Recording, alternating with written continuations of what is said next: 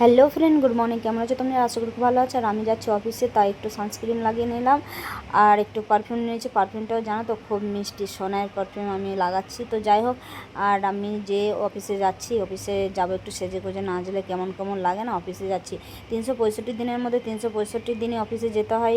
মাইনা 1 তারিখ আসুক বা না আসুক, আসবে কিনা তারও গ্যারেন্টি না। তো চলো আমি অফিসে গিয়ে কী কী কাজ করি ওইগুলোই তোমাদের শেয়ার করছি।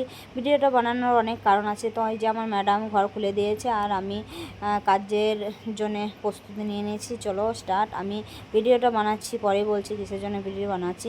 তো দেখো, একটা ছেলে সংসার করার পর যদি কাজ না করে তাহলে অনেক রকমের কথা। বাপের হোটেলে খাচ্ছে, কাজ করছে না, এই অনেক রকমের কথা।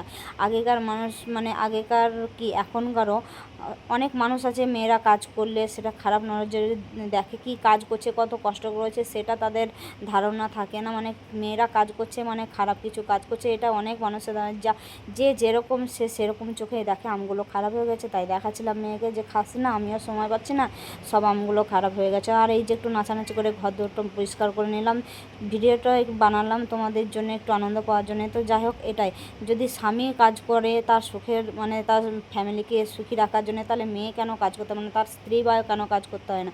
আমি কাজ করেই যে আমার খেতে হবে এটার কোনো কিন্তু মানে নাই। আমি অন্যরকমভাবে বাঁচতে চাই।